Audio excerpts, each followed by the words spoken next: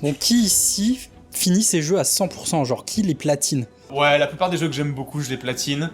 Après, j'essaie quand même de finir les jeux auxquels je joue, mais des fois le platine c'est tellement relou que je les fais pas. Mais vraiment sur les jeux que j'adore, genre Elden Ring, Blueprint, c'est deux exemples de jeux que j'ai bien platiné quoi. J'ai passé beaucoup de temps dessus et j'ai kiffé. Pourquoi tu fais ça? Tu veux pas genre jouer au jeu pour t'amuser plutôt que... Mais est-ce que tu platines pour le faire ou alors tu platines parce que tu te sens obligé de le faire?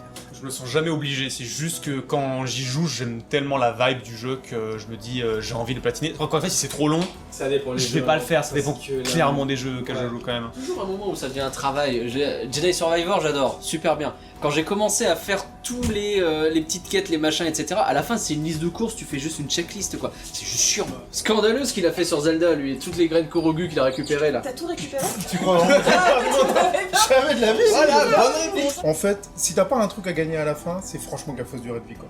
Déjà, je trouve que quand tu finis les jeux à 100%, genre un RPG, à la fin on te donne une arme et tu fais ouais, mais je viens de battre déjà le dernier boss le plus fort, mon arme ça servira à rien. Déjà, je trouve ça relou. Voilà. Si t'as un New Game Plus, genre dans Clair Obscur, À la limite. tu te dis collectionner toutes les armes pour faire une run, tester de nouveaux builds, tout ça, je trouve ça très intéressant. Genre les Resident Evil, moi je trouve que c'est des platines les plus bidons qui existent. Faire en 4 heures le Alors jeu. Counter Strike c'est exceptionnel. Je crois que c'est Non, mais- Counter Counter Strike, Strike, tu lances le jeu, t'as le platine. C'est juste un Dégoûte-toi. outil, c'est juste un prétexte pour que tu joues. Alors, il y a zéro jeu où t'as un trophée, en fait, et t'as un item in-game, en fait. tu vois. Si, Blueprint.